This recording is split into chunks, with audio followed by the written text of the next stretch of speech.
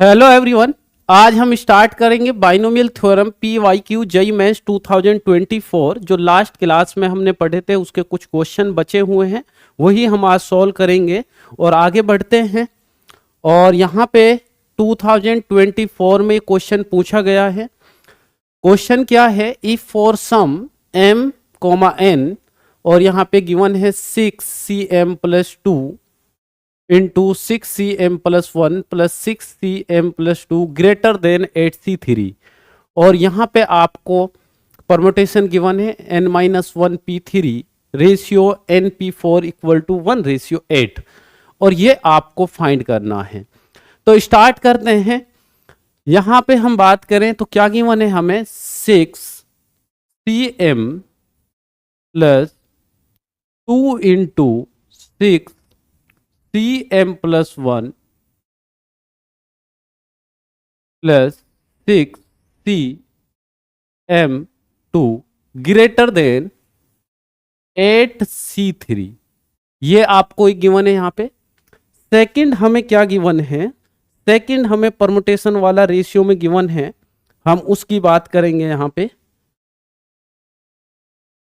तो सेकंड जो हमें गिवन है n-1p3 ratio np4 equal to 1:8, ये गिवन है। तो पहले हम इसकी बात कर लेते हैं। इसको हम कैसे लिख सकते हैं? इसको हम लिख सकते हैं, इसको क्या लिखा जा सकता है? यहाँ पे 6cm और ये 2 टाइम्स है, यहाँ पे 2 टाइम्स है, तो हम इसको ऐसे लिख सकते हैं 6cm plus 1 plus 6cm plus 1 plus 6cm plus 2 greater than 8c3, ये लिख सकते हैं। क्योंकि अगर हम इन दोनों को ऐड करेंगे तो वापिस हमें यही मिल जाएगा 2 इंटू 6cm प्लस 1। अब यहां से हमें क्या मिलेगा? एक फॉर्मूला हमने आपको क्लास में बताया था।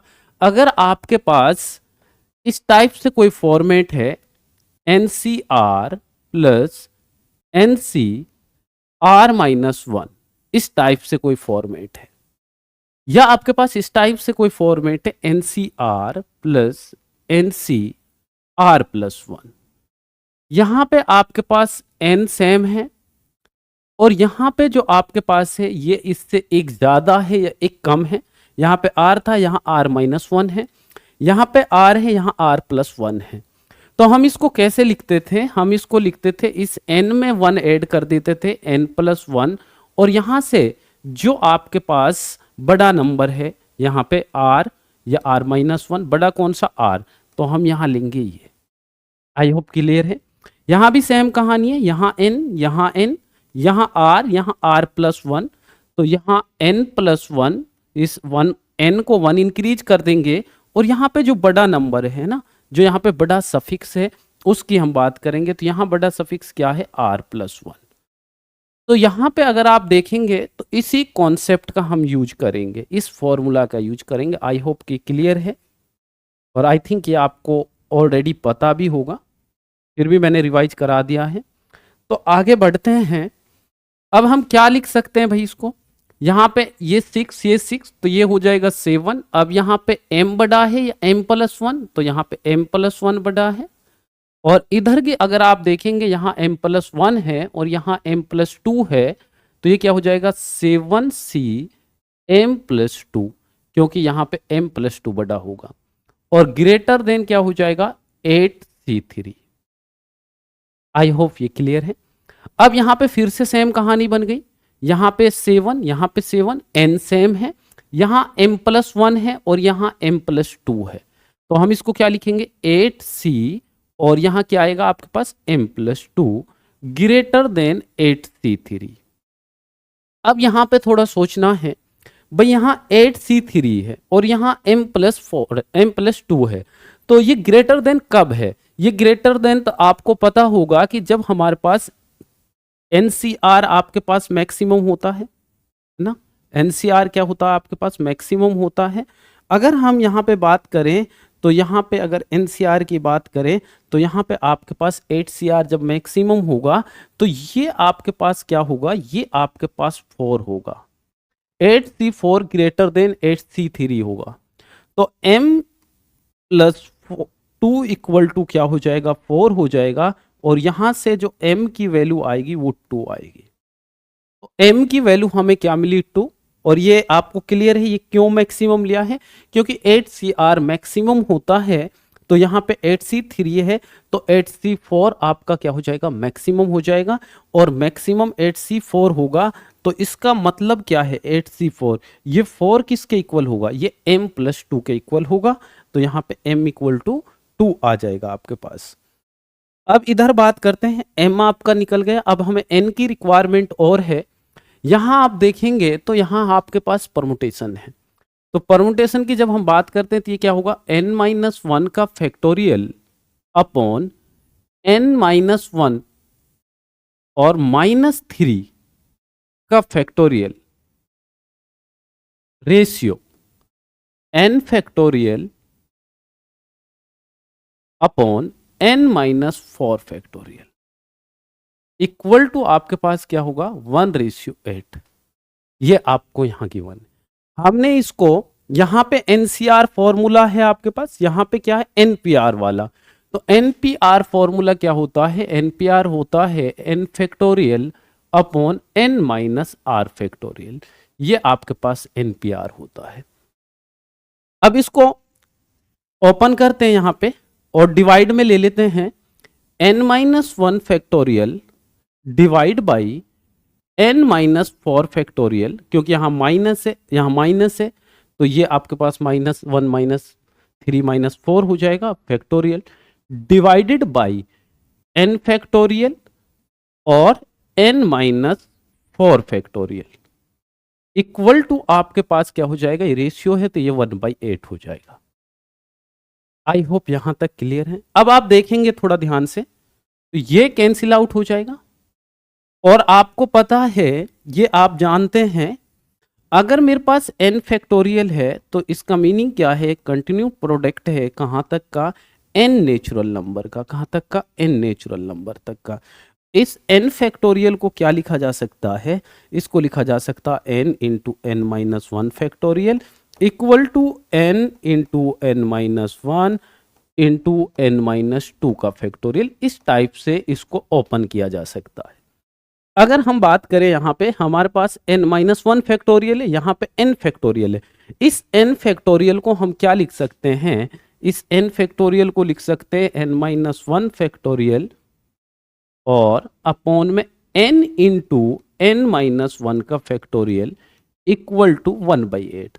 तो आप यहां से देखेंगे दिस कैंसिल आउट, तो यहां से आपके पास n इक्वल टू कितना आ जाएगा, 8 आ जाएगा। जब हम क्रॉस में इसको करेंगे, इधर 8 को लेके जाएंगे, इधर n को लेके, तो n की वैल्यू आपकी निकल गई और m की वैल्यू आपको मिल गई। ठीक है, अब हमसे जो पूछा जा रहा है अब हम उसकी बात कर लेते हैं। हमसे क्या पूछा जा रहा है, हमसे यहां पूछा जा रहा है npm+1। तो n यहां पे क्या है, हमसे जो पूछा जा रहा है npm+1 प्लस n+1 cm, ये आपसे पूछा जा रहा है। तो यहां पे n आपके पास क्या मिला आपको, 8, और m कितना है आपके पास 2, 2 + 1 कितना हो जाएगा 3। तो ये आपके पास 8p3 हो जाएगा। ये क्या हो जाएगा 8p3, और इधर आपके पास n कितना है 8, तो ये हो जाएगा 9 और c2। अब इसको हमें क्या करना है, इसमें NPR वाला फॉर्मूला लगाइए। ये क्या हो जाएगा 8 फैक्टोरियल डिवाइड बाई 5 फैक्टोरियल, और इधर आपके पास क्या हो जाएगा 9 फैक्टोरियल। यहाँ NCR वाला फॉर्मूला लगेगा। NCR क्या होता है आपके पास, n factorial upon r factorial n-r factorial, ये NCR का फॉर्मूला होता है। तो यहाँ पे आपके पास 2 फैक्टोरियल अपॉन 7 फैक्टोरियल ये आ जाएगा। यहाँ की अगर बात करें तो ये मिलेगा आपको 8 इंटू 7 इंटू 6, और इधर की हम बात करें तो यहाँ पे 8 इंटू 9, 7 फैक्टोरियल से 7 फैक्टोरियल कैंसिल हो जाएगा, 8 इंटू 9 2 से 8 कैंसिल हो जाएगा, तो यहाँ मिलेगा आपको 36। क्या मिलेगा? 36। तो अब इनको अगर ऐड करेंगे तो हम यहाँ पे मल्टीप्लाई कीजिए आप, ये आएगा 42 और 42 में 8 से मल्टीप्लाई करेंगे तो ये 16 6 और यहाँ पे कैरी 1 और 32 और प्लस कितना हो जाएगा आपके पास? 32 प्लस 1। ठीक है, तो ये आपके पास क्या हो जाएगा? 6 7 जा 42 और 42 इंटू 8, 8 दूनी आपके पास 8 2 जा 16, तो 6 आ जाएगा और इधर आपके पास 4 बचेगा। 8 इंटू 4 32 और प्लस 1 33। तो यहाँ पे ये आपके पास आ जाएगा 33 प्लस 36, आंसर हो जाएगा 372। क्या आंसर हो जाएगा? 372। और यहाँ पे आपके पास डी ऑप्शन हो जाएगा। तो यहाँ पे आपके पास ये अच्छा क्वेश्चन है, जहाँ पे आपके पास इनइक्वालिटी भी यूज हुआ है, रेशियो भी यूज हुआ है, एनपीआर भी यूज हुआ है, एनसीआर भी यूज हुआ है और बाइनोमियल का कॉन्सेप्ट भी यूज हुआ है। तो आई होप कि ये आपको क्लियर है। नेक्स्ट क्वेश्चन की हम बात करते हैं। अब नेक्स्ट क्वेश्चन भी उसी सेम कॉन्सेप्ट पे है ना। नेक्स्ट क्वेश्चन की अगर हम बात करें, r इक्वल टू 0 से 22 है और अगर आप इस फॉर्मेट को देखें, आप इस फॉर्मेट को थोड़ा देखें, क्या है? 22 CR इंटू 23 CR, ये आपका फॉर्मेट है। अगर हम इस वैल्यू को कांस्टेंट बना लें, इस वैल्यू को अगर हम कांस्टेंट बना लें तो यहां पे आपको ये क्या मिलेगा? यहां पे आपको ये मिलेगा 22 CR और इसको हम लिख सकते हैं 23 माइनस आर। ऐसे क्यों लिख सकते हैं? क्योंकि ये भी एक फॉर्मूला है, एनसीआर इक्वल टू होता है NCN माइनस आर। इसको ऐसा लिखा जा सकता है ना, तो यहाँ पे हमने इसका यूज किया है। अब आप देखेंगे कि जब आपके पास ये वैल्यू और ये वैल्यू कांस्टेंट हो जाती है इन दोनों को ऐड करने से, मींस अगर मैं यहाँ का r और यहाँ इनको ऐड करूँ, r प्लस 23 माइनस आर, तो यहाँ से मुझे क्या मिलेगा? 23। तो ये कांस्टेंट वैल्यू आ रही है। जब ये कांस्टेंट वैल्यू आती है तो हम क्या करते हैं, इन दोनों वैल्यूज को क्या कर देते हैं? ऐड कर देते हैं। जब इन दोनों को ऐड करेंगे 45 और यहाँ जो कांस्टेंट वैल्यू होती है उसको लिख देते हैं। क्लियर है? तो ये फॉर्मूला हो गया यहाँ पे ये फॉर्मूला हो गया आपका। इस फॉर्मूला को मैं यहाँ लिख देता हूँ, यहाँ आपके पास नोट करके ये फॉर्मूला लिख देता हूँ। एक फॉर्मूला तो यहाँ पे यूज होगा NCR NCN माइनस आर, और सेकेंड फॉर्मूला जो यूज होगा NCR into NC 1 minus r कर लीजिए आप, ठीक है, या N माइनस आर कर लीजिए, जो भी आप लिखना चाहते हैं यहाँ पे, है ना। यहाँ पे आप जो लिखना चाहते हैं, यहाँ पे मान लीजिए हमने ये लिख लिया N माइनस आर, यहाँ आप लिख लो N प्लस 1, इस टाइप से। तो अब इन दोनों को हम ऐड करेंगे, अगर इन दोनों को ऐड करेंगे तो यहाँ से N मिलेगा और इधर ऐड करेंगे तो ये 2N प्लस 1 और यहाँ मिलेगा CR। एक इस फॉर्मूला का यहाँ पे यूज होगा, तो डायरेक्ट आंसर आ जाएगा। अब आपके पास यही फॉर्मेट बना, ठीक है। इसको चेंज करके ये लिखा हमने, इन दोनों को ऐड करेंगे 45 और यहाँ पे जो कांस्टेंट वैल्यू है इन दोनों को ऐड करने से वो मिला हमको 23। तो यही हमारा आंसर हो जाएगा 45C3। बहुत सिंपल सा क्वेश्चन है और ये आपका आंसर हो जाएगा। बट आपको चेक करना पड़ेगा कि कौन सा कॉन्सेप्ट यूज हो रहा, अगर फॉर्मूला आपको लर्न है तो। नेक्स्ट क्वेश्चन की बात करते हैं, जो आपका लास्ट क्वेश्चन है 2024 का। अब यहाँ पे एक फॉर्मेशन चल रही है 1 फैक्टोरियल 3 फैक्टोरियल और 13 फैक्टोरियल सॉरी, और यहाँ पे 3 factorial 11 5 factorial 9 7 factorial 7 factorial equal to 2 की power m upon n factorial, m plus 1 आपको बताना है। तो सॉल्व करते हैं। यहाँ पे 2 अपॉन 1 फैक्टोरियल और यहाँ 13 फैक्टोरियल है, और इधर आपके पास 2 फैक्टोरियल अपॉन 3 फैक्टोरियल 11 फैक्टोरियल और यहाँ की बात करें 2/5 फैक्टोरियल और 9 फैक्टोरियल, और इधर की बात करें 1/7 फैक्टोरियल और 7 फैक्टोरियल इक्वल टू 2 की पावर m n फैक्टोरियल। ये आपको यहाँ पे गिवन है। अब आप थोड़ा ध्यान से देखना, यहाँ पे अगर हम एडिशन करें इन दोनों का, 1 + 13 14 आ रहा, 3 + 11 14 आ रहा, 5 + 9 14 आ रहा है, 7 + 7 14 आ रहा है। तो अगर हम इसमें 14 फैक्टोरियल से मल्टीप्लाई कर दें और 14 फैक्टोरियल से क्या कर दें, डिवाइड कर दें, तो इस इक्वेशन पे कोई फर्क पड़ेगा? इस इक्वेशन पे कोई फर्क पड़ेगा, लेकिन यहां से हमारा काम बन जाएगा। तो यहां से 1/14 फैक्टोरियल को आप बाहर रखिए और इस वाले 14 को अंदर लेके जाइए। 14 फैक्टोरियल अपॉन 1 फैक्टोरियल 13 फैक्टोरियल, और यहाँ 2 × 14 factorial upon 3 factorial 11 factorial. 14 factorial just multiply किया है ना, और यहाँ पे मैं लास्ट वाला नंबर लिख रहा हूँ 7 फैक्टोरियल इक्वल टू 2 की पावर m और n फैक्टोरियल। ये आपका यहाँ हो गया। अब आप थोड़ा ध्यान से देखिए, यहाँ ये क्या है आपके पास, ये आपके पास कुछ इस टाइप से नहीं है, 14C1 इस टाइप से नहीं है, 14C1। और इसकी बात करें तो ये क्या है, ये आपके पास 14C3 लिखा हुआ है, और इधर ये इसकी बात करें तो ये क्या है, 14C5 लिखा हुआ है, और इसकी बात करें तो ये आपको क्या लिखा हुआ है, 14C7 लिखा हुआ है। यही तो लिखा हुआ है। अगर आप इसको ओपन करेंगे एनसीआर वाले फॉर्मूला से तो यही तो मिलेगा आपको, ये वाला पोर्शन ही तो मिलेगा।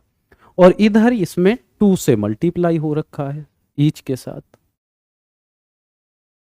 और इसको हम क्या लिख सकते हैं, इसको हम ऐसे लिख सकते हैं भाई, ये 2 टाइम्स है तो 14C1 और 14C1 ऐसे लिख सकते हैं, और इसको 14C3 + 14C3 + 14C5 + 14C5 और +14C7 + 14C7। अभी मैंने आपको एक फॉर्मूला बताया था, एनसीआर को ये भी लिखा जा सकता है NCN-R, ये भी लिखा जा सकता है ना, ये भी लिखा जा सकता है, ये भी। अगर हम बात करें फर्स्ट वाले को हम चेंज ना करें 14C1, और इसमें अगर हम ये वाला फॉर्मूला अप्लाई करें तो इसको हम ये लिख सकते हैं 14C13, और फिर उसके बाद 14C3, और इसको क्या लिख सकते हैं 14C11, और इसको 14C5, और इसको लिख सकते हैं 14C9, और इसको क्या लिख सकते हैं 14C7, और यहाँ 14C7। ये आपके पास 2 टाइम्स आ जाएगा। अगर आप अब देखें यहाँ पे इन दोनों की वैल्यू की बात करें तो ये दोनों इक्वल हैं, तो यहाँ से आपके पास क्या है, हमारे पास ये डायरेक्ट फॉर्मूला हो जाएगा 2 की पावर n-1 वाला। और यहाँ पे आपके पास 14C0 नहीं है ना, नहीं 2 की पावर n वाला फॉर्मेट बन जाता। अब ये फॉर्मूला बन गया तो n कितना है आपके पास, n आपको पता है n 14 है, तो यहाँ से 2 की पावर आ जाएगी आपके पास 13।